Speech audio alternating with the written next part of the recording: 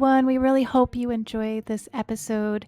So if you're watching on YouTube, if you could please like, share, and subscribe to our YouTube channel, or if you're listening on Spotify, you can always follow us there.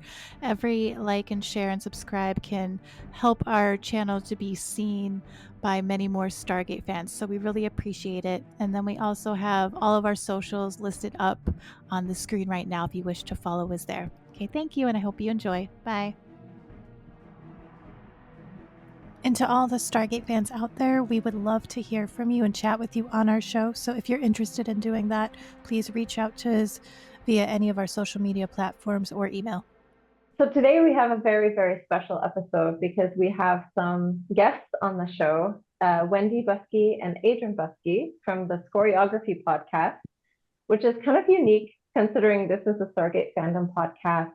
But Emily and I are also sort of secretly, but not so secretly, fans of figure skating. We started watching this year, and especially I was listening to the Scoreography podcast to sort of get recaps from competitions and just listen to interviews and stuff. And I overheard quite a few times them say that they were previously in the con community or somehow engaged in this sort of sci-fi, fantasy, fiction world.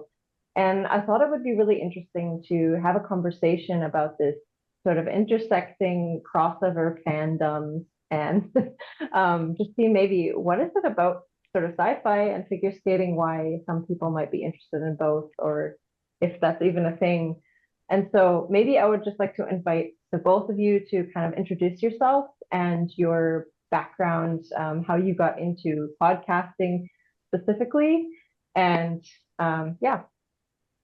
You know, there's something I want to address that you said right there at the beginning, though. That was you said that you were kind of a secret figure skating fan. I know. I thought the same thing as soon as she said it. Yeah. So hilariously, Scoreography is actually not the original name for our show. It is not. It was originally called Super Secret Skating Club. And really? Yes. And the whole original idea was that so many people that we've met or talked to, and particularly Wen is and she'll explain it, but the lifelong figure skating fan, it's almost like it feels like if you meet somebody who likes like soccer or football, I'm American, so I'm saying it that way, but they're loud and proud with it, and it feels like a lot of times people who like figure skating don't talk. They're just about like, I like figure skating. Right. Little whisper voice. Yeah. And so when we would meet people who liked figure skating, it was almost like this, like, oh, you do too. Oh my gosh, and so so that was the original idea, is that it was kind of like the not so secret club that for people who wanted to enjoy figure skating. Oh, how funny! We recorded an original pilot with kind of a different format than what we do now. It was so bad. No one's ever hearing that. Didn't work well. So, and then later on, it hit us that, we would hear Johnny Weir saying Scoreography, the Scoreography box in the corner. And we looked it up and we found that there was actually a book that was called Scoreography from like the 1960s. So it wasn't cool. the word he came up with. And we're like, ooh, like, is anybody taking that? Nobody's taken that. Oh my gosh. In this day and age, like finding an original name is so difficult. So we just snatched it up and ran with that, and we kind of changed the format of it. So, but anyway, just the fact that you said you were a secret fan was so very appropriate. Yeah. That's so funny. That's really, really interesting. That's super interesting. But yeah, actually on our podcast, I think it was like right before the Worlds, it was just super random thing that I actually wore a panda hat like a few times on our podcast. Just we thought, well, will anybody notice this? Like, or wonder why? And literally nobody did. Literally nobody know the reason, but I'm just like, why would no one say anything? Like, they're just taking it as normal. Like, what does that say about us? Yeah. And I thought, well, if somebody's a figure skating fan, they probably would know. I think it was like end of March or something, but yeah, anyway. I love it. I mean, I think that now, I mean, if you watch any random Twitch streamer or somebody on YouTube or a TikTok creator or whatever, I don't think it's weird for somebody to show up in a weird costume or anything at this point. True. Everybody kind of has a little bit of a quirk. Everybody, so I mean, you coming in with like a panda outfit, people be like, that tracks. That's cool. Right. I mean, I think that like when we'll eventually be on camera for for Scoreography. Yeah. We haven't done it just because we've been podcasters for so long, and that's just an extra layer of production. And That actually makes me think we should probably answer the question. oh yeah. Sorry. No, you're right. No, this is just, I'm super ADHD, and I'm like a squirrel, and just following whatever thread goes along. But yeah, It's no. okay. Same. Me and Alyssa were just talking about that. But yeah, it's I think that once we're actually regularly on camera, that's one of those choices that we have to make as far as like, one, people are used to hearing our voices, but not necessarily used to seeing our faces. So when they do, inevitably there is that like, oh, he doesn't look like I thought he would. Now you're a real person, and that's Yeah.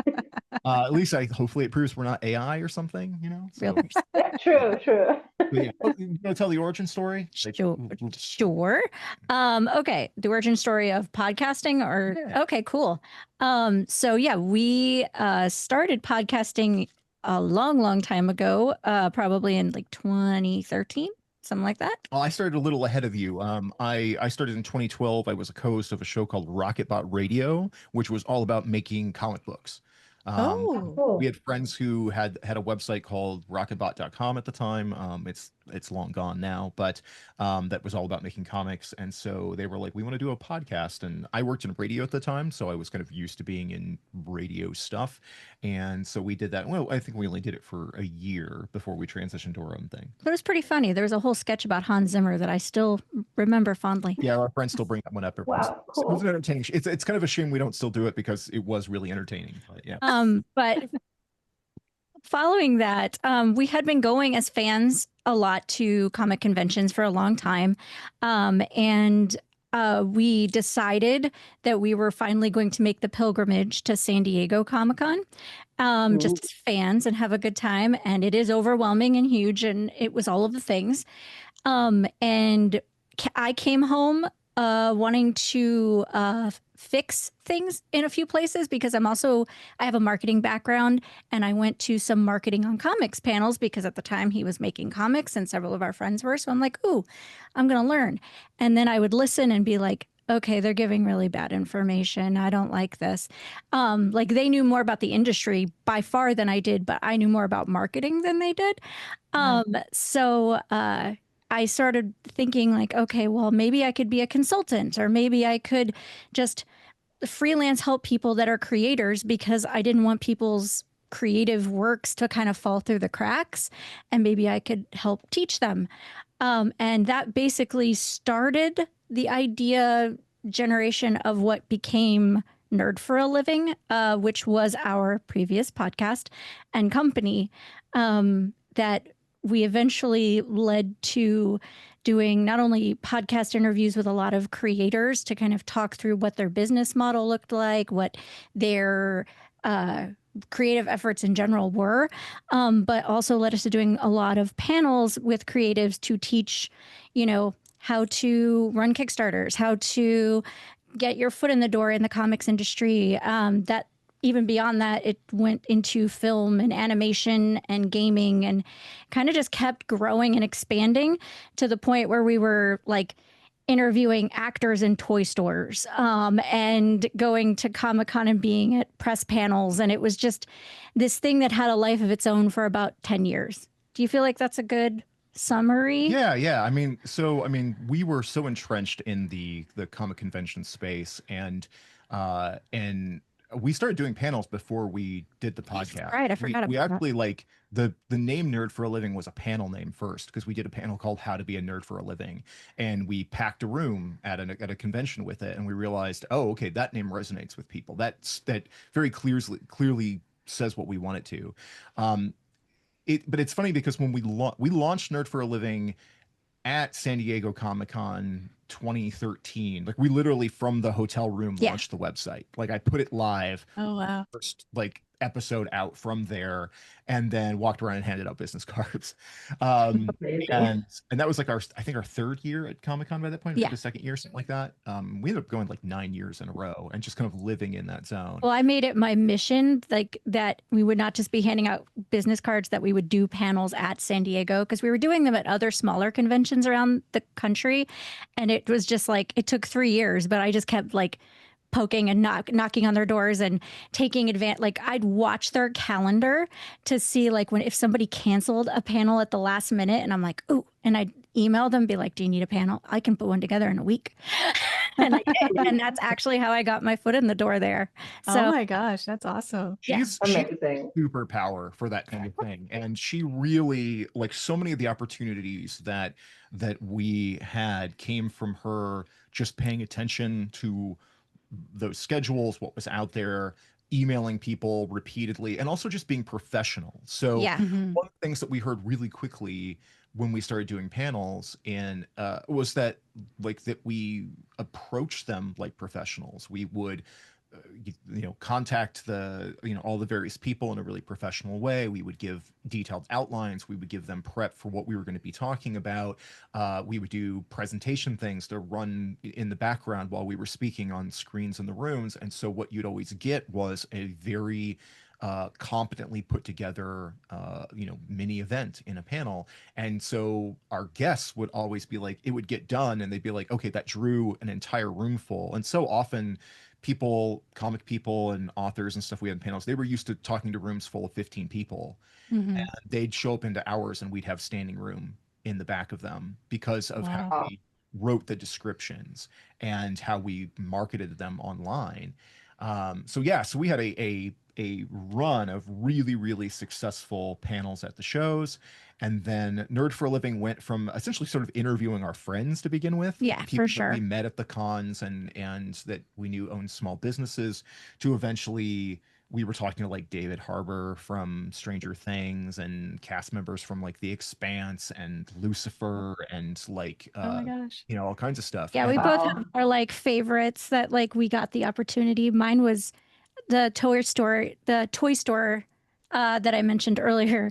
I came home from a Comic-Con and I was like, for some reason, I had gone to a panel for an animated show I'd never seen, and I saw a voice cast, and one of the members of that voice cast was Tony Hale from like Veep and Arrested Development and stuff. Okay. So just an actor I really like.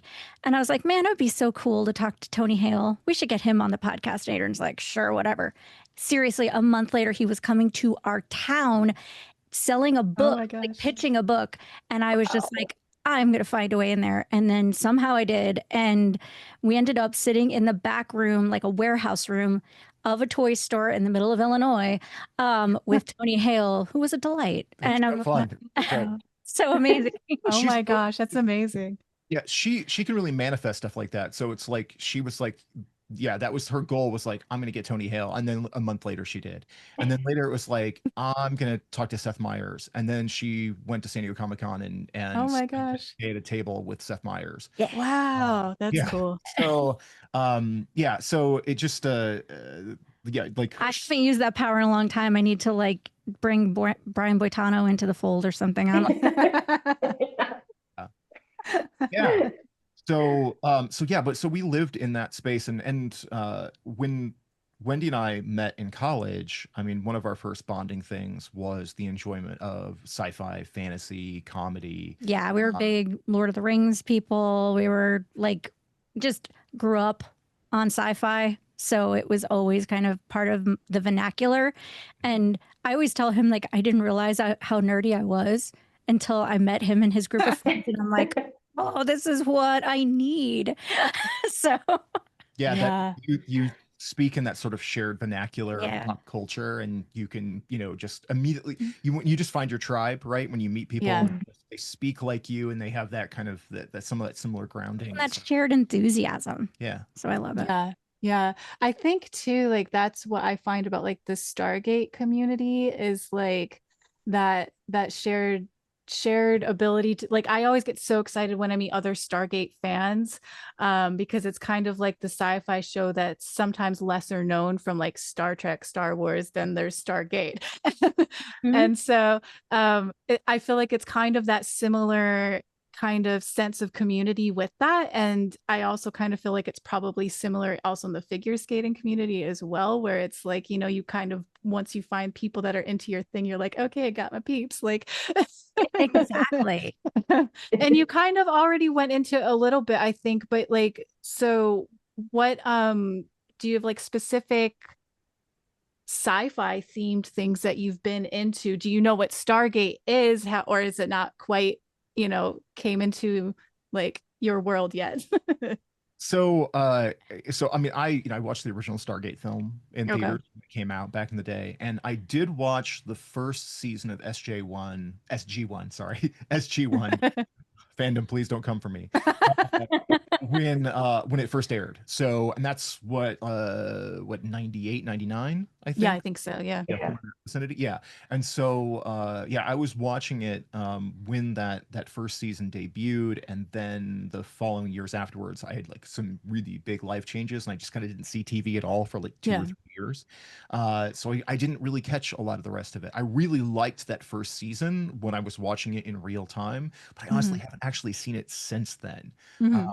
And one of the things I actually really love about the general state of niche pop culture right now is how you can have properties that are at this point, you know, kind of like nostalgia pieces, or they're long enough out of the mainstream that they're, you know, not a current topic of conversation, but you can still find people that bond over. I mean, I spent like 2 hours last night on a wiki for Transformers, reading people's arguments about who had officially died in the Transformers movie and the first seasons of the cartoon. I'm a big Transformers dork. You Oh, nice. can't see it in the camera back here, but I have a ton of little like Transformers figures all over. Do But like, you? So yeah, cool. I'm a G1 as the people are called. Even though I like a lot of the newer stuff too, but yeah, so it's just falling down those rabbit holes with other people who have that shared interest, and whether you agree on everything or not. And I certainly did not agree with some of the things that I read on that wiki, and in that, it's I'm still. shocked. Can I say I'm shocked? I uh, but but yeah, I mean, like that's like my OG like kid fandom, right? Like the thing that It's your figure skating. it's my figure skating. It is. Yeah. Empire. But yeah, like kind of like I start off in like 80s cartoons, and that mix of sci-fi and fantasy that was like so prevalent in that era, where you have things like say like a Voltron or something like that, those kinds of cartoons. Where I was much more live action. Like I was a Star Trek like kid. Okay. Yeah, Star Trek and Star Wars, I was equal opportunity. But I also pretty much watched anything. Like I watched Battlestar Galactica. I watched one of my favorite movies as a kid was an old movie that I don't know if anyone's will have remembered, but it's The Last Starfighter. And I was obsessed with that when I was a kid. This sounds so clear. I haven't watched it in a long time, and I do that intentionally because I want to continue to love it, and I don't want to judge it. So when and I have the story we tell. Our neighbors are mowing right now, so Very sorry. hopefully that's not coming in. Oh through no, Okay. you're fine. Really loud. But so a movie that I loved when I was a kid was Goonies. Yes. By fantasy, but has that piratey thing and everything in it. And I was like, I love the movie so much, but I hadn't watched it since I was probably like a teenager. And we had just like moved into our first house together, and I found the movie like really cheap on DVD. And I was like, and she hadn't seen it. I was like, oh my gosh, you haven't seen Goonies? I'm like, I'm rippling in that, like, I get to be with you when you see this movie for the first time. This will be amazing. It was terrible. I watched the film not through my rose-tinted glasses of nostalgia. He watched it through mine. Yeah. Oh no. Who had no nostalgia for it. And I was just like, wow. Oh my gosh. You know, I don't I don't actually think I've seen it since I've been like a kid. Like, so Same. probably I'd have that same experience. Have that wonderful memory and leave it alone. It's a chaotic mess. I have this theory that when there are things that you enjoyed as a kid, our imaginations fill in all the cracks, right? So a lot of like, things that are made for kids, especially in those eras, there's a lot of empty space in them for you to fill in with your own imagination. And if you continue to watch those things every 2 to 5 to 10 years into adulthood, you retain everything about them that worked for you to begin with. But if you have a big gap and go 20 years without watching it, and especially sit down with somebody else who doesn't have that connection to it, and you view it from the modern lens and as an adult, I think that it really changes the experience a lot. So so I watch Transformers, the movie 1986, every couple of years, so I keep it fresh in my childhood heart inside. Well, that actually makes me think of like, I bet it's the same like with a Stargate fandom. It gives you so much to rewatch. You can kind of go back and enjoy your favorite episodes over and over again and just kind of keep it fresh. And the creator hasn't been canceled, right? Like What? The creator hasn't been canceled. I mean, I say this as somebody like, we loved Buffy the Vampire Slayer and Firefly. Oh, yeah. And stuff. That's hard now. It's really hard and complicated. Yeah. I mean, it's like, whether being a Whedon fan or a J.K. Rowling fan or a Neil Gaiman fan, and just every step along the way being like, oh, here's a whole shelf full of stuff that I'm now just gonna hide in a drawer, because like it's so rough. So like I want to be excited about the new Buffy the Vampire Slayer, but I'm trying. I don't know. We're gonna wait and see. Yeah. But anyway, I love fandom. I mean, so far as we know, Stargate's okay. Excellent. So far as we know, you stay that way. But yeah, no, I think. Go ahead. I'm sorry.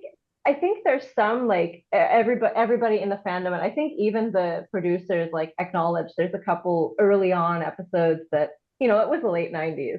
So there's some, I mean, for sci-fi like stuff, I think you would also find in Star Trek where maybe it's, but I think overall they really did a good job of trying to, because I think the people that were in charge of it said specifically they didn't want the show to really be so like existing in a specific era. They wanted people to watch it and not necessarily know when it was made or have it marked by that. So I think it kind of like it was luckily made late enough in the 90s that most of it is kind of okay. And as far as I know, there's no, as far as I know, I mean, maybe somebody will come correct me.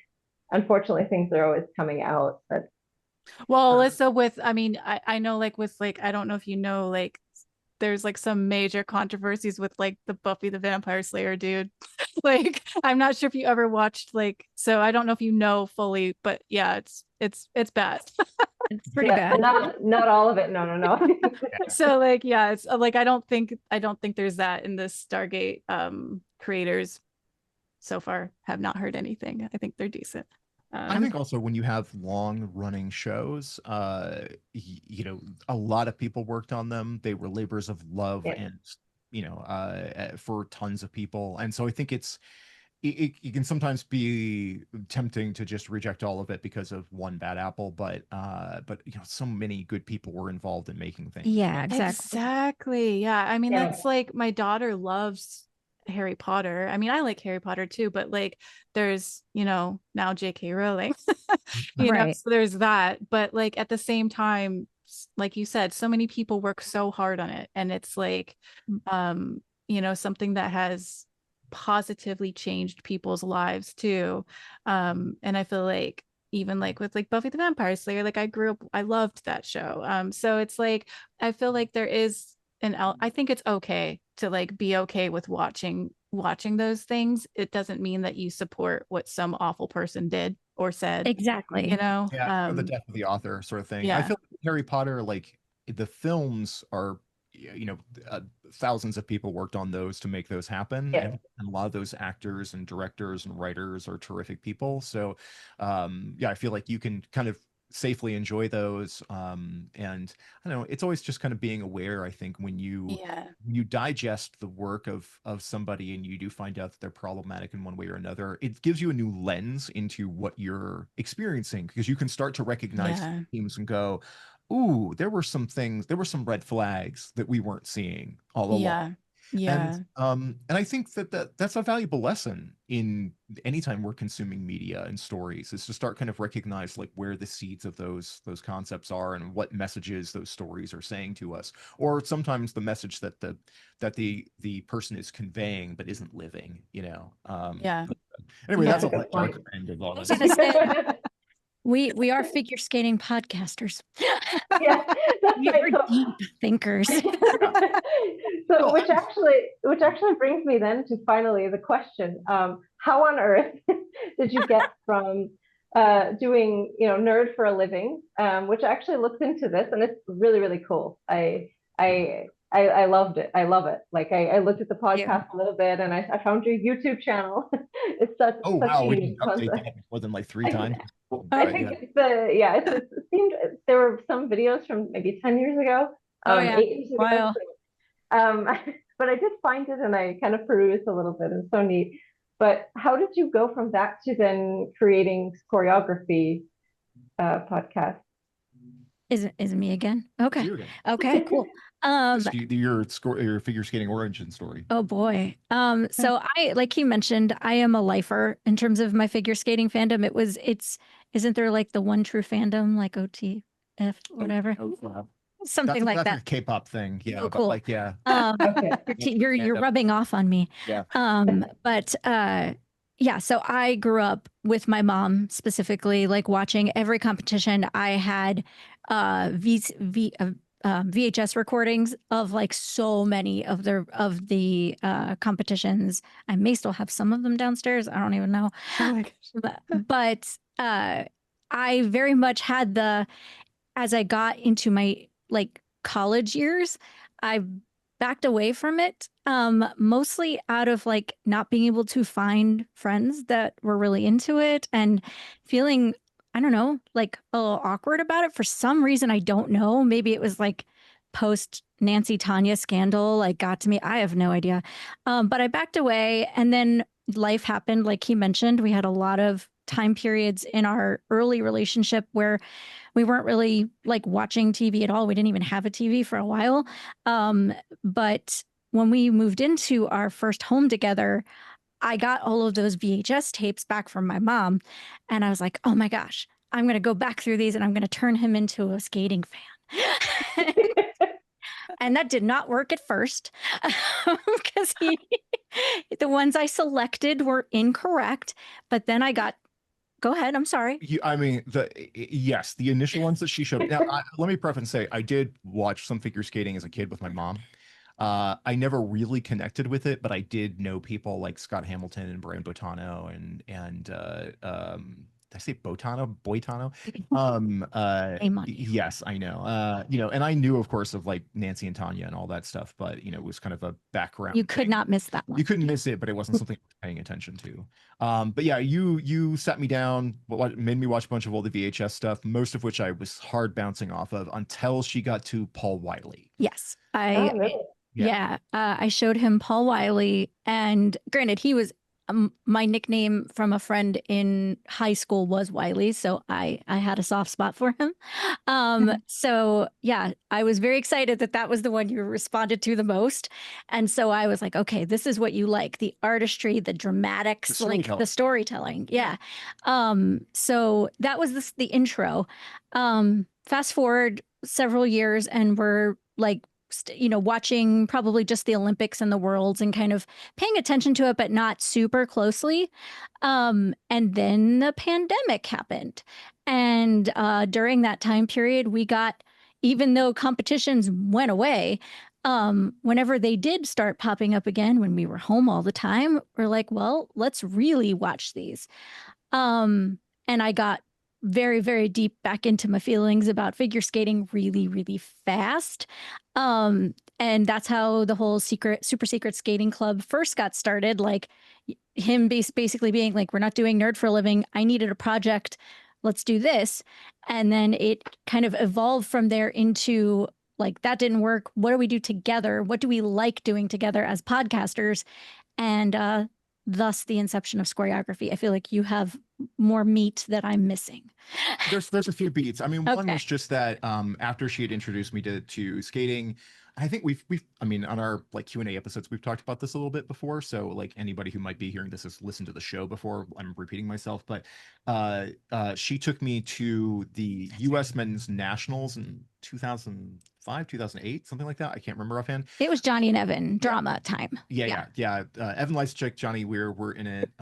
Michael Weiss, Matt Savoy were all in it, and we just all we saw was the men's free skate at the U.S. Nationals because it was here in our area, and that was my first time seeing skating live, and I was blown away. There was just such a difference in seeing the performances in person, the physicality of it, the musicality, the feeling in the arena. And that's when I really became a fan. I was already at that point, like I was really starting to enjoy like people like Kimmy Meisner and Alyssa Cisney, in like the women's division. I was much later coming around to like pairs and ice dance, but we've been watching it all along while we were doing Nerd for a Living and that stuff. But after a certain point, we did Nerd for a Living for a really long time, but it was a lot of work. There's so much work. And we made some money with it here and there, but it never paid for itself. And but it opened up a lot of other possibilities. I ended up doing a spin-off show called Fictitious, which ran for 4 or 5 years, where I was interviewing authors. And that was because of people that we met through Nerd for a Living, and they were like, you should really maybe just do a book show. And so and that was just my like kind of solo thing, and I was doing that for a really long time. And after a certain point, we were just so busy with other stuff that Nerd for a Living just kind of went by the wayside. And then when pandemic came around, the thing that we kind of hit on was that we just hadn't been doing a show together for a long time, and we missed it, and we just really wanted to do it again. But we didn't really want to do another interview show, because then we were always like chasing guests, and then it was always about everybody else's stuff. And I say this as we are, a guest on your show, but your show is typically about your interest, your feelings about that you're exploring it. And when you're doing interview shows, like you're injecting yourself into those conversations for sure, but you are always kind of fronting somebody else. You're always, especially when I was working in the book stuff, I mean, every episode was promoting somebody else's book. And we were like, we just want to do something that's just us battling. Fun as well. Yeah. And we didn't know if anybody would care. Oh no, I expected nobody to listen. I was just like, well, we're going to get on microphones and talk about figure skating for an hour. Cool. Yeah, nobody did for the season. They didn't. I think we had like 150 listeners for like the first season of the show as we were figuring out what we were doing. I was thrilled. I'm like, oh my gosh, 100 people listen to this? Amazing. And then like in the second season, it started to pick up quite a lot, and then now we have a much more like dedicated audience and a really enthusiastic community, which is like super awesome. I was gonna say a much more interactive audience than we've ever had. Ever. Oh, Yep. Really? Yeah, like whenever we would do the panels, like in person, people were super interactive.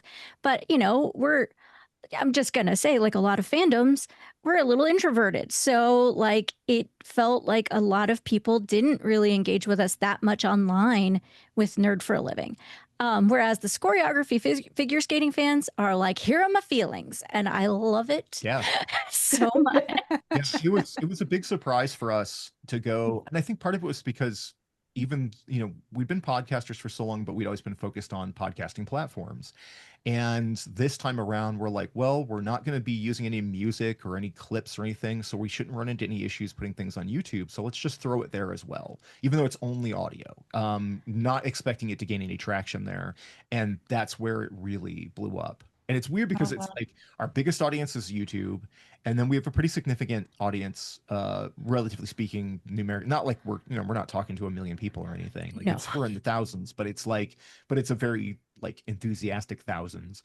But our Spotify listenership is pretty strong, and then Apple Podcasts is kind of hard to tell. So I don't really know in that area. Like, I can see our numbers to a degree, but yeah, what we were struck by was that very quickly we had a much more interactive, passionate audience that was also just looking for other people to talk about it. And the refrain that we get from people all the time, and now we've had the fortune of going to events and meeting listeners and just also just talking to a lot of other figure skating fans in those places, and they kind of all say the same thing, which is that they feel like they're on an island in their everyday life, that they're like the only people that they know that love this specific thing. And so I think just like you guys having a Stargate Fandom podcast, which is going to be for people who are also in love with this thing, but maybe just don't have an in-person community to share it with. Yeah. It just feels so good to find other people who do share it, and even the thing people always said about podcasting, and I'm sure it carries over into things like streaming and Twitch and stuff like that, is that even if you're just listening to the podcast, it feels like you're in the room with friends and you just don't happen to be talking back. You're just listening on a conversation. It was hilarious. We were with some friends recently, and a bunch of us were sitting around, and their 16-year-old daughter was in the room with us just quietly like knitting or something. And at one point I turned to her, I was like, we have to be boring you with all of the stuff we're talking about. She's like, oh, no, it's just like listening to a podcast.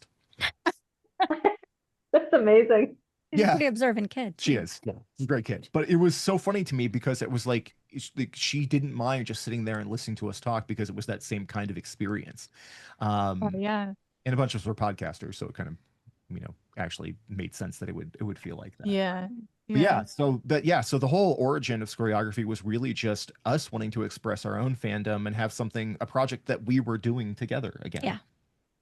Wow, that is so cool. And I do feel like there seems to be, I don't know, Alyssa, if you agree, but I feel like you and Wendy sound like the same person sometimes, like how you guys were describing each other.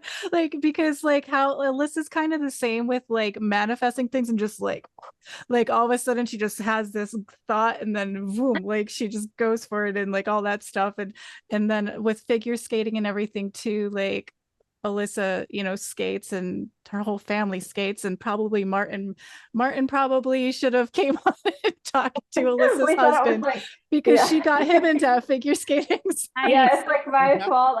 I got him into it somehow. I got Emily into it because I said, hey, I think I'm gonna follow everything this year, because I actually watched the World for the first time and probably forever last year, because my daughter was homesick, and somehow the YouTube live stream came on, and she was kind of in this period of her life where she was like, didn't want to do gymnastics anymore and started getting into skating. And she's like, oh, let's watch that. And so she was like sick. And of course, she falls asleep, and I got super sucked into it. I hadn't watched it in forever. And then it was like really frustrating, because I watched it, and like, then after that, I was like really into Shoma Uno. And of course he retired. Oh. But then I said to Emily, I'm like, yeah, you know what? I think I'm gonna follow it this season. Like I've never really followed it. And I said, I'm gonna watch everything. The Grand Prix, like let's see if we can do everything. And then so I would tell her, hey, here's the live stream of the short program is on, you watch it, and I think so far we've really followed mostly singles. But we kind of stuck with it, I guess. We saw almost everything, I think. That's awesome. I mean, the does tend to be the most accessible. It's the easiest to get in and kind of understand the rules, the scoring. I think once, especially ice dance, is really obtuse for people. It's hard. Not as used to it. So yeah, but it makes sense. Yeah. I mean, I feel like I probably know the least with figure skating stuff compared to all of you guys. But I do love watching it. I remember like growing up watching it and having like my favorites, and I remember always loving like Christy Yamaguchi. She was one of my favorites. But then I kind of just got away from it. And then it was when Alyssa started mentioning all these random people to me and like somehow sucked me in. And then we're all like watching the competitions, like texting each other, complaining or cheering or whatever. Yeah. And having the ones that that can be frustrating and the ones that can be great. And so like, it's, and then Alyssa has her whole routine thing for a specific of things that she feels and we feel work with helping him get high points. It's like this whole like traditional thing that I don't know if Alyssa wants me to mention right now. Yeah, well, I think there were some favorites, and actually I have to mention something kind of cute. It's a little bit sad, but it's very cute. Is that my mom was really into figure skating, and she actually passed away last year or earlier this year. But after she was very ill in the last years of her life. But still, like she was quite young, and she was so happy that we all got back into figure skating because I was like, when I was young, I was like super into it for like 4 years and like training constantly. Like I wanted to go to training center and like train to compete and everything, but it kind of like fell apart. And so she was happy when I got back into it.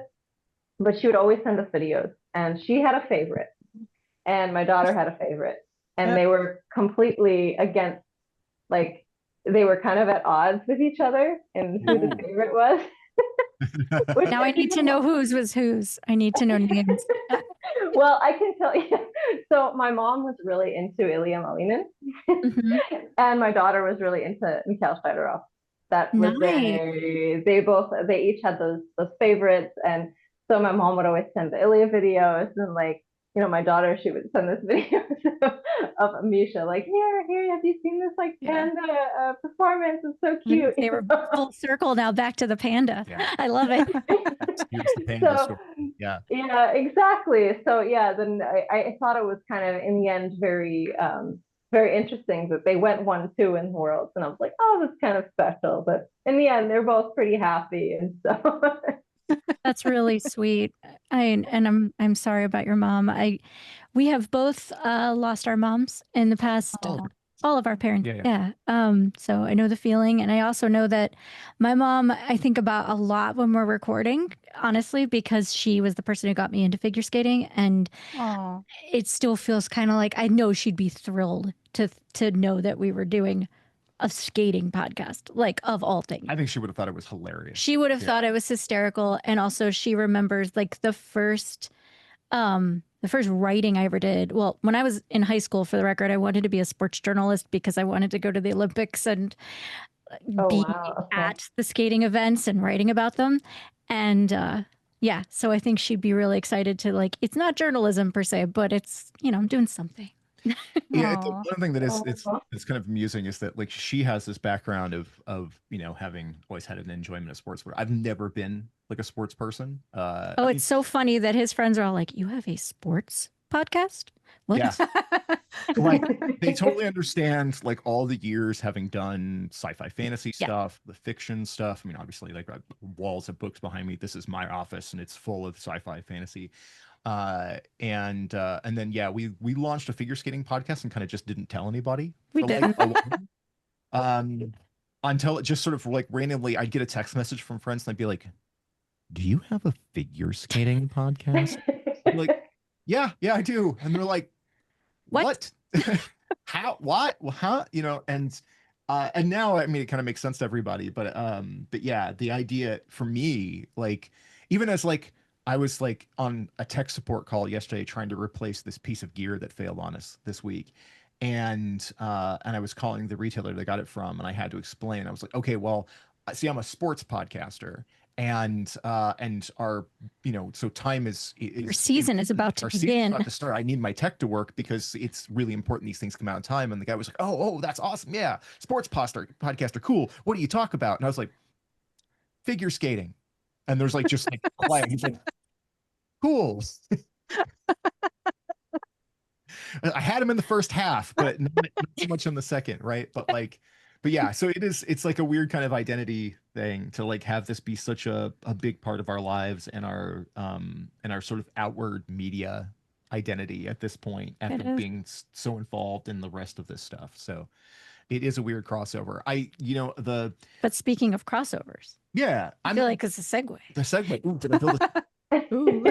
Yeah, actually you did, because what we wanted to ask you also was, do you feel like there's something about specifically like say sci-fi, fantasy, and nerd culture, and then figure skating that maybe lends them to sort of having this overlap? I mean, like, I really do. I think that, well, I mean, maybe it is the fact that I didn't know I was a nerd, and yet I was a huge figure skating fan who would hyper focus on all of it. But I think the storytelling element, I mean, honestly, if you just want to be really very literal. It's the costumes, like Cosplay. cosplaying. I mean, you're out there doing these incredible feats, but you're also a character. So if you're interpreting, a piece from someone's favorite film, I feel like there's a ton of appeal there. So if you're not someone that is like hyper fixated on sports, it might feel like, okay, what am I going to be interested in with someone doing, Ilya Malin in a quadruple axel? But if he's, wearing a costume and skating to something that you're really into and interpreting a character you're really into, then maybe you will be. Like, I am also so in love with Shoma Uno. So I agree. I appreciate that that's the person who you're like, man, you just retired. I was heartbroken. But he was someone I would like send to my other nerdy friends and be like, okay, I know that you're not into skating per se, but please watch this. And inevitably they'd be like, wow, who's this guy? Oh my gosh, what is he doing? This is incredible. So Yeah. I do really feel like that the artistic storytelling element is a huge entryway for nerd culture. Yeah, and I think generally speaking, like fandoms of sci-fi and fantasy and anything that kind of crosses over into that pop culture space, people tend to have a deep connection to storytelling, a deep connection to music. Yeah. I think that usually comes like right along with, because I mean, if you think about any of like your major fandoms outside of like of just straight fiction, right, where you don't have a soundtrack, uh, if we're thinking about our favorite TV shows, our favorite movies, the music is so indelibly part of that experience. And I think that carrying that over in the way when you do get a program that is like truly cinematic, I mean, I think the easiest kind of thing that you can point to within this last season, it was the obsession with Dune. Yeah. And it was overdone, but it also gave us one of the best moments of the entire season with Olivia Smart and Tim Deek's Dune free dance. Yeah, At even Worlds. non-ice dance fans should go find that on YouTube. It's really incredible. Yeah. And that's where you can see like this is two people in a costume on a big patch of ice, and they didn't need a set. They just needed themselves and the music, and you're 3 seconds in and it's a fully immersive cinematic experience on ice. And there's a reason why that stadium was full of people on their feet losing their mind at that, because it was extraordinary. And just seeing how many people wanted to use that music. And I'll say this is not actually a Dune fan. I'm not particularly interested in that franchise, but that music is so striking. The costumes are really cool. It did have kind of too many people doing it, but it showed a whole lot of skaters were into Really into sci-fi Dune, movie, yeah. and wanted to immediately take it to the ice. And we saw like Jacob Sanchez is honestly doing too close of a program to like Adam Shaw-Foz this season. And Mikhail Shaidorov's. Yes, yeah, because he's And I playing this- really like Jacob Sanchez. Yeah. I'm going to be careful not to go too deep into the weeds, guys. Yeah, I'm yeah. sorry. but yeah, but a great skater in the U.S. who's just coming up out of juniors. But he's doing a Dune program, and it feels a little bit too much like he is cosplaying as last season's Dune programs. But Oh no. Okay. but just that prevalence, Made a cosplay. a whole bunch of people just jumped in and they're like, yes, we're doing Dune.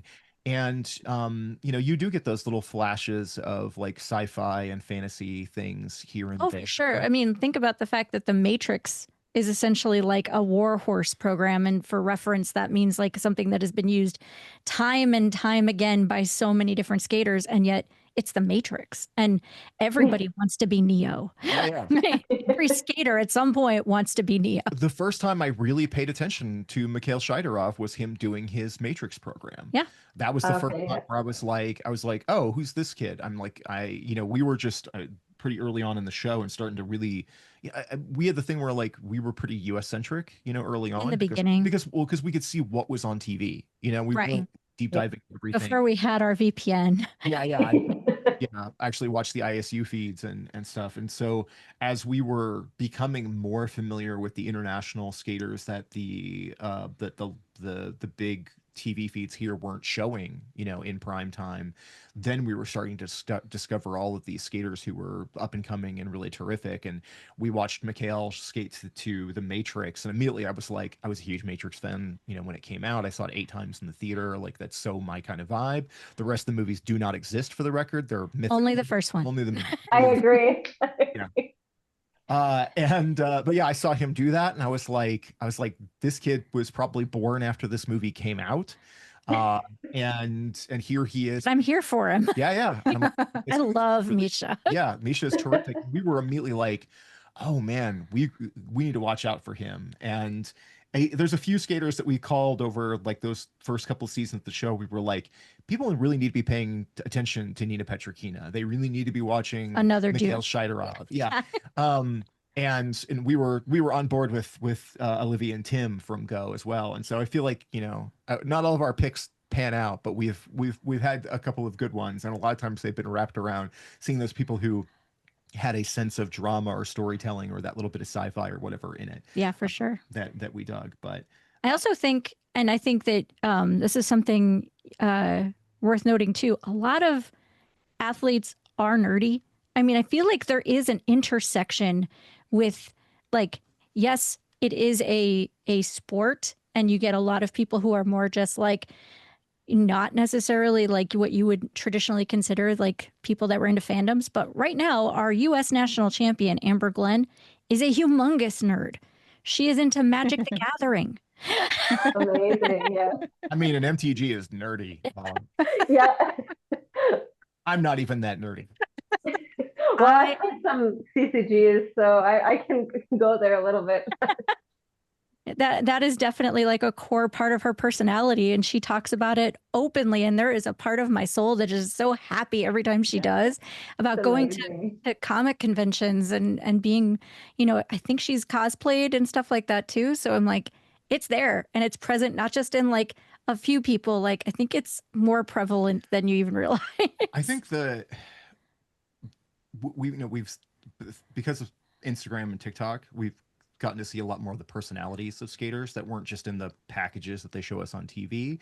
And I think as that time has gone along, and as skaters have found that there are, audiences of people who are interested in them as people, and this is a refrain from our show all the time, is that we always think of the athletes as humans first, as people first. And we're not out there to see them destroy themselves for the sake of a good performance or a medal or whatever. We always want to be empathetic to them as humans first. And because of that, getting to see those peeks into their personal lives, not in a dramatic nosy way, but just in the things that they want to share, is always really fun. But we get super excited whenever we see any of them like openly nerd out about. Isn't there like a pair skater who's really into Warhammer?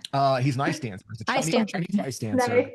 I can never remember his Chinese name. His Western name that he goes by most of the time is Jasper. And so it was, I'm blanking because I can see their names in my head. Yeah. I can't say them, but Tracy and Jasper, is the ice dance team. They're at IM, and they're an upcoming team, kind of like a next quadrennial type of team. We're using ice. Oh yeah, people on the Stargate podcast. We gotta be careful. Yeah, getting deep in the weeds here.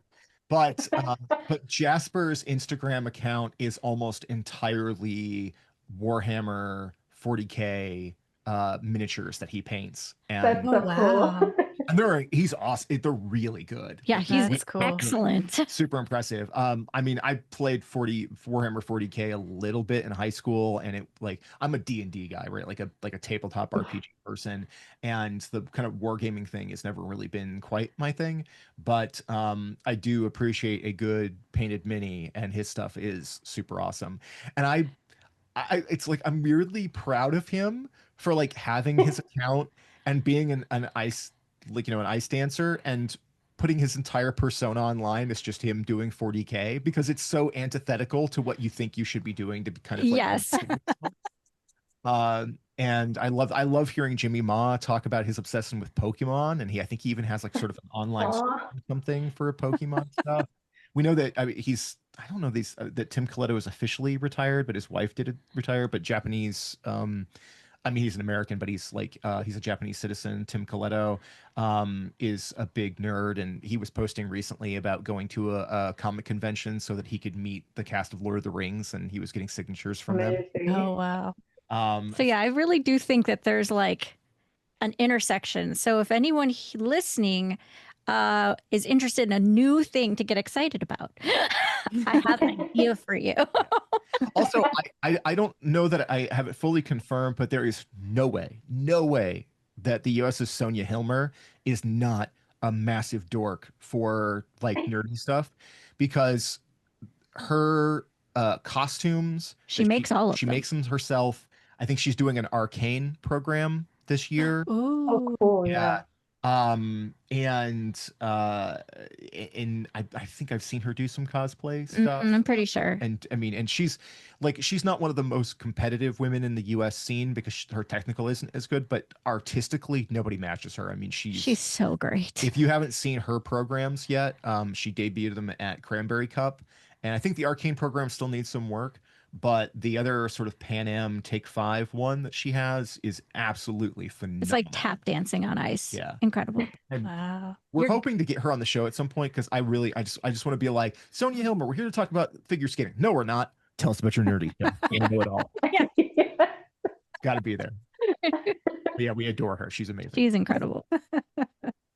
I mean, I think too, it just shows how, like, you know, when people are just authentically themselves, people are drawn to that, right? And I think that's what is nice about any kind of fandom of anything, you know, whether it's sci-fi or whatever, you know, it's like it when you know someone's truly being themselves, you can only like them for that, unless they're being really mean. But like, you know, like if they're into like, you know, like nerdy stuff, that's why like I always like I love that. Like it's wonderful to like see that, you know. So that's cool to hear like all the different examples you guys mentioned, you know. Well, yeah, I mean, a friend of mine and I met at like a random craft show a long time ago, and she started quizzing me on nerd stuff. She was just like, it's like my litmus test to know if I want to keep talking to you. And I passed, so I felt like, okay, that's good. Yeah, I think we have two specific like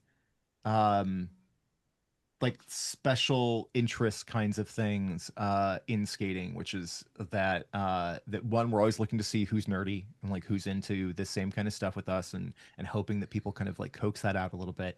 And then I have an obsession with what I call international besties.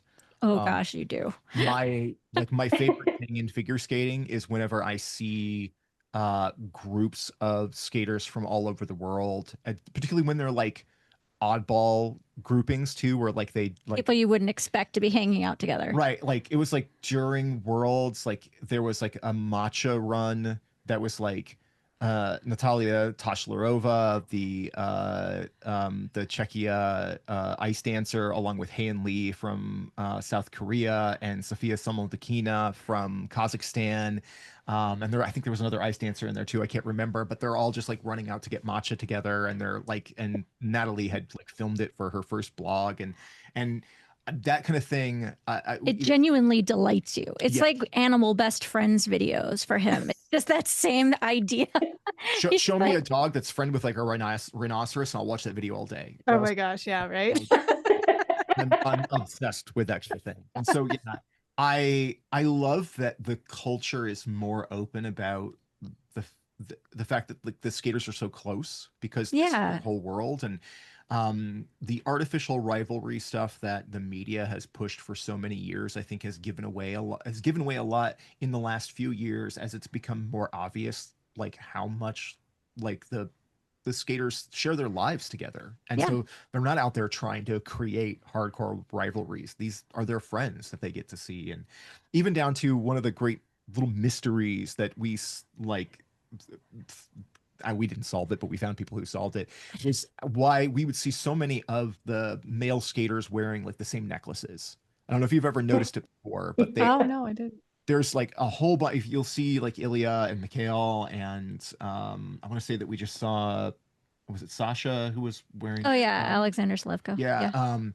But they like, there's just like this. It's like a black band, and it has like a little like black and gold pendant. The pendants are different sometimes, but but you just see a lot of the male skaters wear them. And we just kept noticing it in the feeds. We're like, what is this? What is this thing? Why are so many of these guys wearing it? And we realized a lot of the Japanese skaters were wearing them as well. And so digging into it, it's like a little bit of like skating lore, but like Shoma Uno, we were talking about earlier, had at one point like wanted to get a gift for his dad. And he bought this necklace that was by a brand that basically said that it was like magnetically designed to like amplify your athletic like performance or something. And he bought one for his dad and he liked it so much he bought one for himself. And he started wearing it while it was on the ice. And other skaters started looking at me like, well, what is that? That's really cool. I like that. And he started buying them and giving them as gifts to some of the other Japanese skaters. The Wow. brand saw him on TV, where, you know, in Japan, skating is much bigger. Huge, so popular. And they were like, oh, this is an opportunity. And so they sponsored him and they got him to be a spokesperson for that brand. And then over time, they got a bunch of the other skaters to come in and do it too. And then meanwhile, those Japanese skaters started giving those necklaces to other guys internationally that they became friends with as sort of a sign of friendship and respect. Oh, And so now you will see a whole lot of the international men all wearing this same necklace because it's gifts from the Japanese skaters and it's a sign of this international friendship and respect between them. That's so And sweet. it's yeah, really and now great. Ilya is actually a contracted sponsor or a spokesperson or whatever you would call it, Mhm. brand ambassador for that company in Japan. So when he's Ah. been touring in Japan, he also has gone over and done like photo shoots and stuff like that. And so you'll see him wearing those things a lot. And so yeah, but it's just like that sign of friendship, that sign of camaraderie with, you know, with everybody. I think it's just such a wonderful thing. And it was such a fun piece of just like skating lore to just like now it's like the gif people use of Leonardo DiCaprio, like, you know, snapping his fingers and pointing at the screen that they'll use Yeah. to say, "Oh, you said the title of the movie" or whatever. That's me every time I see that necklace. You're It's like, I oh, wanna you've gotten the sign of respect. yeah, You have been accepted. yes. And because it's me, I'm always like, Shoma lives. He just continues on his legacy. Yeah. Oh. And yeah, it's an extra bit of enduring legacy from Shoma Uno is that like something that he did as this thing of kindness and stuff for his fellow skaters not only turned into monetary opportunity for him and a lot of other skaters, but also became this kind of like Symbol of friendship. yeah. That is so sweet. And I love that too, because that is something I noticed going back into watching figure skating is that I remember back in the day watching it, there was always that, you know, like that like viciousness between the skaters. And Yep. so like it is really nice to see it be like this genuine like support with all of them. So that's a really cool story to hear. Like that's awesome. And it really does feel so different than when we were like when I was a kid watching it. Cause yeah, it was like Nancy versus Tanya or Yeah. Lysacek versus Johnny Weir and all these things. And I had never cared about that. I just liked it whenever I saw, like, I was a big Christy Yamaguchi fan too. She has a And shrine in her office. it's not, it's kind of a shrine. All right. Fine. I do love, If our tech had worked properly today and she was like doing this from her office, you'd be able to see it. But yes, there's a little Aw. I love Christy. But she used to train with my other favorite skater of all time, Kurt Browning, and I used to love how good of friends they were. And it's like it would always like that's what I wanted to see was that, you know, budding friendships and support system. Like there was the most wonderful Instagram like stories I've ever seen this past like I don't know or sometime in the spring where it was Brian Boitano and Katarina Witt, like some legends of the sport tooling around Germany together on a road trip. Oh my gosh, so cool. Oh my God. Yeah. Like my inner child was just screaming with glee. It was the cutest thing I've ever seen. I'm like 40 years later, you're still so cute. It was truly powerful. Even as somebody who didn't kind of grow up in their era and know that, just like seeing that friendship over literally 40 years and them out adventuring together. Also, just two people who were like in their 60s and look amazing. I know. And she, you know, They need to drop the skincare routine. right. Yeah. Brian Boitano looks amazing. As a fellow bald guy, I always look at him and I'm like, you almost look younger than me, and you've got like 15 to 17 years on me. Like, yeah, I'm gonna need that skincare routine.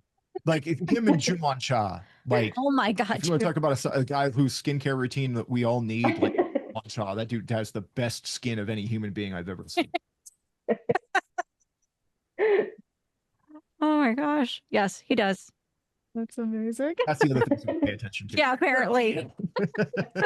Good skin. But yeah, again, like it's just especially with the era of like having Instagram as this thing that we can watch the skaters' lives, and we get these little extra clues into. I'm sure there's some of them that don't like each other, and there's tons of people in your life that you don't care about. Right, yeah, or people who don't get along well. It's it's always funny. Like I know that like shows like the run through have been doing like figure skating lore leading up to this like Olympic season, and they've really drilled down on some of those like drama things, and one of the running themes of our show is that we're not a drama show. We're not there to gossip. We try to be really careful about, occasionally we'll geek out a little bit about something where it's just like, oh, Alexander Selevko is dating Emily Chan, that's really so cute. but that's not the focus of our show, and Not we're at not all. up the dirt or whatever. And when there are controversies and stuff, like we try to like walk very delicately around them. We're not out there. I mean, like we give our opinions about the about the events, and occasionally people have said, they're like, you guys need to really say what you really feel. It always feels like you're just like holding back. I'm like, we are saying what we really feel. Like, Yeah. Maybe it's a little raw when we're watching it at home on our couch, and I might watch a program and be like, oh my God, that's boring. Okay, or whatever, and that's not the way I'm going to present it. Like when we're but for the most part, it's not like we're pulling punches. It's like we actually just really love all of it, because I don't know. There's this thing where like people develop this love-hate relationship with the things that they enjoy, and I don't like the hate part. I don't like if I hit that point with something where I find that like my enjoyment is constantly being balanced out by the dislike of it. That's generally when I walk away from something. I mean, I've left a lot of fandoms over the years, whether it was just because I didn't like the toxicity of the fandom itself, or if I just found that I was just kind of indifferent to it. Like I don't feel like I had to make it my whole personality that I like, say something like Star Wars. I mean, I grew up with it and I adored it, and I still watch some of it now and then. But like, I don't. I mean, I have a really soft spot for like the original trilogy, and everything afterwards is cool. But like, I don't think about it. You don't return to it anymore. I don't. Yeah, and I mean, if you told me at 15 that like someday you won't care about Star Wars, I'd been like, what are you talking about? And 15-year-old me would be like attacking me with like X-Men comics, like it's weapons. Then I'd be like, I still watch the cartoons. Yeah. But yeah, like when it comes to like skating, like we're always trying to be about positivity. We're trying to share those kinds of stories, those things that like we think that one of the main avenues of reaching a broader audience and expanding the fan base again, because it has shrunk so much. The viewership and the fandom of figure skating has really dialed back over the last 20 years or so. And, we can always look back and see how much it expanded during the time periods like Tanya and Nancy, where it was all drama. But the people who came into it, that they didn't like they it. Didn't stay. They didn't stay because they didn't like it because of skating. They liked it because of drama. And that's a very different type of fan. Now when we've got the rise of things like Ninja Warrior, which like has this, it has a huge fan base. It's American Ninja Warrior here, and like, but all over the world, like there's this movement to that type of sport. And one of the core tenets of that sport, and why it's gained such a massive popularity, is community. It's about mutual support. People do have rivalries. They're competing against each other, but at its core, that is a sport where people support each other, lift each other up, and are on the sidelines cheering each other on as they compete. And I think that now, that's the sort of counter programming to things like a lot of like team sports, where rivalry and the my team's better than your team, which kind of goes back to almost being like, I don't know, tribalism and stuff. Yeah, it feels like being like a high school student, where it's like, I grew up in a small rural Illinois town, and it was like you were supposed to like have animosity towards the kids from the next town over because they had a different football team or something. Yeah. And I always thought that was really stupid. I didn't understand why it was like, oh, they're in our town now. Like, we got to give him problems. Or we could just hang out. Like Right. what's with that? I've never understood that. You can be competitive rivals and not rivals as human beings. Right. Yeah. Yeah.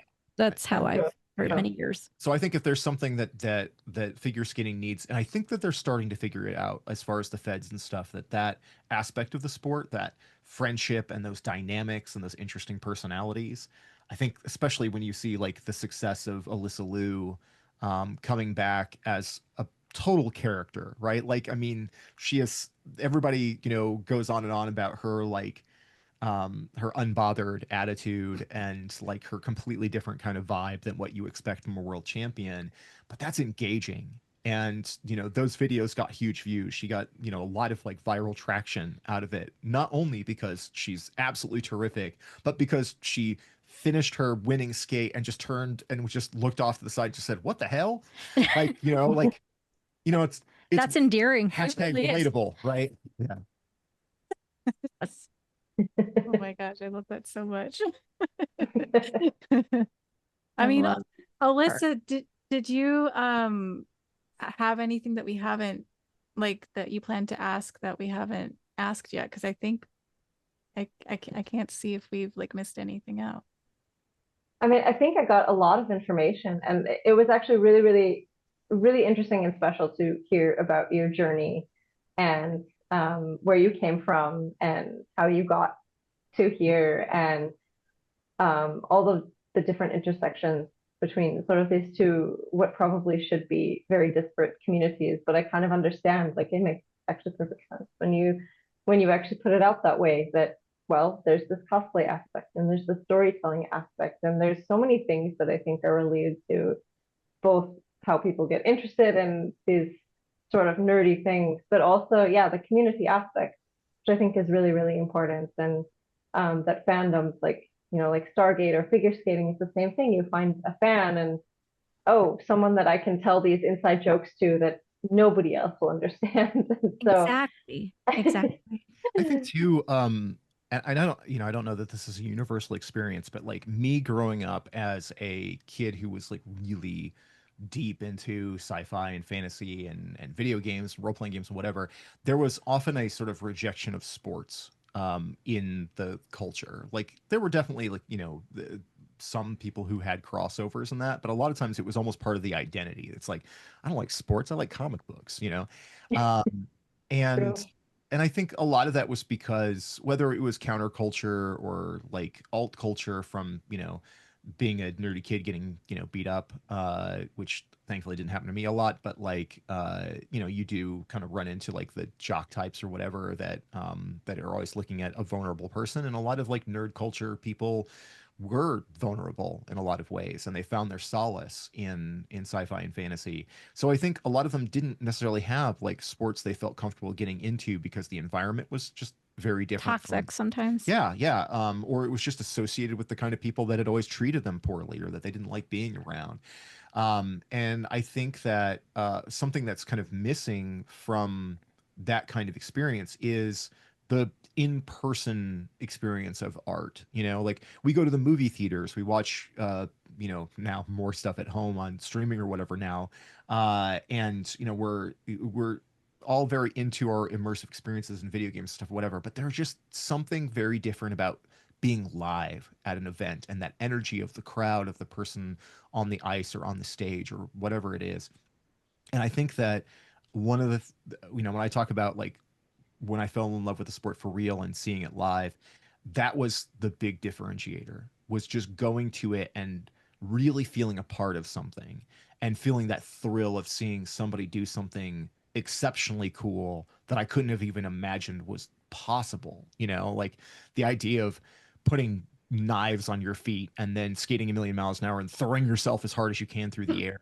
Like I don't think that would have occurred to me to try, and then to see somebody do it so extraordinarily. And also, as just a random aside, like when Ilya Malinin or Malinin, however you say his last name, I hear them say it a dozen different ways. When Ilya appeared on the scene a few years ago, when he was like first getting into seniors, at what, like 16 or 17, he looked exactly like me at like 14 and 15. Like, it's weird. Really? yes, Oh, it's, we have photos and we were like doing side by sides.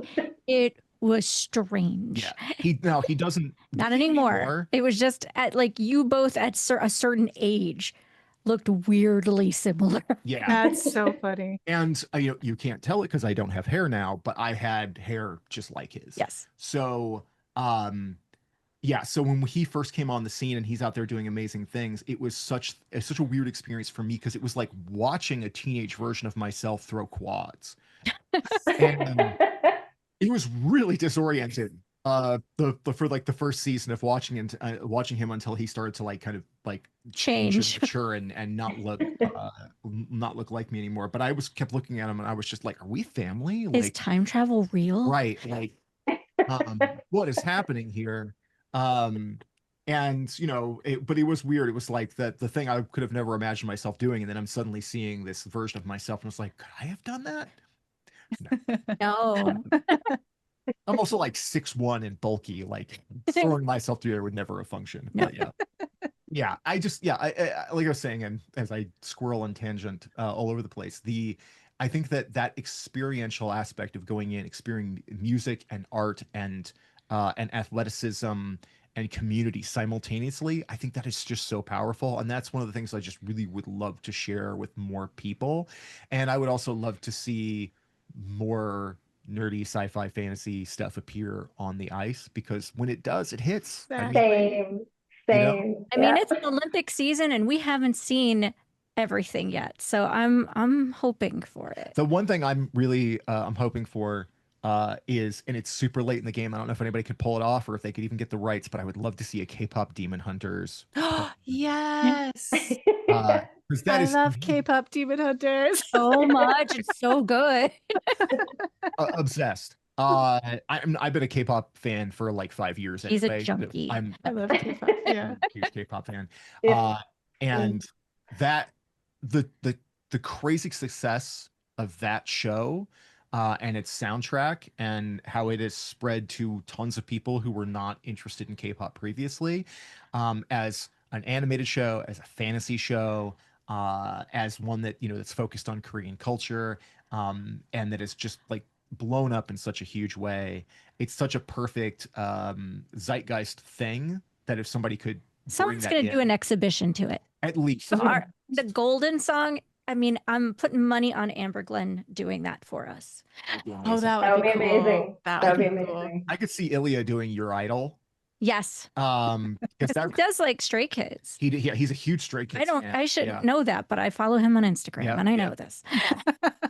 He's a Felix bias. He talked about it in his interviews. But yeah, we know he likes K-pop, as we know a lot of the skaters do. And, Yes. I mean, a big part of why I'm in the fandom is because of K-pop Alyssa fans. Liu. Alyssa Liu skated to ITZY at the last Olympics in the gala. And I was like, that sounds amazing. I'm gonna follow that down the rabbit hole. And here we are Here we are. at Yeah. the bottom of the rabbit hole. There's still more. There's always more. But yeah, so anyway, I would love to see a K-pop Demon Hunters program. I think that music is so perfect, so dramatic, so much storytelling, so much movements. And the costumes would be outrageous. Oh, could you imagine like a Misha or an Adam or an Ilya coming out in the Your Idol, like with the hat and Being the Saja boy. the Saja boys? That would be cool. That would be I want to see a cool. group number. Putting it Oh out my into the gosh. universe. Lucas Britschke would do that. If He you would. think about anybody who would He likes group numbers. yes, he always brings other people out to do stuff with him. I could see him go for something like that. But yeah, All right. but we're manifesting. We're hoping somebody does it. Yes. But yeah, I also think that it would be really cool for Stargate to be on ice, because if you see some of the crazy costumes that are in that show, it would be so amazing. I mean, I know that would probably be going a little old school, I guess, compared to K-pop Demon Hunters, but it does have some really amazing film scores, or being Alyssa, our composers, we could compose stuff. Yes. I'm constantly surprised that there has not been, especially in this era where licensing is such a huge problem, and has been a huge point of contention for skating. I am surprised that there has not been more direct like artist to skater connections. If you look at, like, again, talking about Alyssa Liu, how she skated to, is it Laffy? Is that how you say? Yeah. And the artist saw it and fell in love with it. And now they have this sort of like mutual appreciation society. Oh, that's He cool. always comments on Cool. her videos and stuff and has shared her performances. And it's like you've got some that like you just can't get the licensing rights for, and then you had like Elton John like shouting out Nathan Chen at his concerts for skating Aw. at the Olympics. I'm like, that's what you want to see, that kind of feedback. Yeah. I would think that there would be more composers and bands and artists who would say, what an amazing vehicle. What an honor to see somebody go out and do an artistic performance that is Yeah. and dance and that kind of storytelling. I'd be so flattering to see somebody do that. So I think that like somebody needs to figure out a way to kind of create a pipeline for that to happen more often. Or you could just flex and be Star Andrews and just skate your own music. your own music. He did that a couple of seasons ago because Star Andrews has a gorgeous voice, and she's cool. her own song singing, and I was like, okay, That's that's awesome. I love Yeah. it. really, really cool. But Oh, yeah, I would that's hope special. that kind of pipeline would happen more. But I would love to see more like that if when we were at the con scene, I would, for all that I haven't watched Stargate, I would recognize the costumes because they are so Yeah. specific and The head symbol that the guy, Yeah. Yep. Yeah. yeah, and they were always so cool. Yeah. So I agree. I would love to see more of that like brought into skating because I feel like it's an opportunity missed if you're not. Yeah. Yeah. I think the danger is always because it has such a like an Egyptian influence that Right. you're walking the line of like appropriation, You and just got to be careful. right. I mean, we've seen definitely there's some skating stuff in the past where people have, and even Make now, some choices. yeah, there's some times where it's like, oh, maybe don't do that. Yeah. Yeah. I think because it's a sci-fi universe, I think that kind of helps. Yeah. Yeah. I think that would give your get out of jail free, get out of appropriation free card. Yes. Something like that. Not the arbiter. I can't make that kind of decision for who would be affected by it, but I would. Yeah, it would be really cool. So now it's just, I think it's about just sending some DVD sets to some skaters and being like, okay, so just give this a weekend. Is it on streaming at this point? Where is Stargate? Like, where can people see it? Yeah, so you can see it. It's streaming on, like, I watch it on a platform called Now TV. I'm not sure if that's in the States or not. But you can see it on, like, I believe Amazon Prime. I think they have, like, you know how they have that weird thing where you have to add like a MGM subscription or something like that to Amazon Prime, that whole annoying thing. Like, I believe it's also on there because initially that's where I was watching it and then they took it off and then I found it on Now TV, but then they also then put it back on the MGM Plus like thing. So I think, like, I think if you do like a Google search of like Stargate streaming, it says like multiple platforms of where it's on. But yeah, I would say Amazon probably definitely has it. Well, we see so many resurgences of shows when they hit the broader streaming platforms, and you find that there's a lot of, especially younger viewers, that what they get excited about is a show that has 84 episodes or something. It's like The Office took off, where you had a bunch of like 12-year-olds quoting The Office, and it was like, you've never even worked a day in your life and you're obsessed with this show. Like, because it was on Netflix and it was accessible, and things like Friends that are still like, people are still obsessed with all these years later, and somehow manages to still feel kind of universal, even though it's from a completely kind of different social era. So yeah, it's like with shows like that where it's like, I just want them to find an audience again, a new audience, that maybe never got a chance to be exposed to it before, and just that they give a shot at something because they like long form storytelling and they'd get to dive into it more. Yeah. In every aspect of life. Yeah. And to the people listening, we'd be curious if anyone that heard this is a figure skating fan, a sci-fi fan, any figure skaters listening that just happen to also be sci-fi fans, or sci-fi fans that happen to be figure skaters. Yeah. Let us know. Or just come along, like join up, like join us. Join. we'll build a movement Join together. us.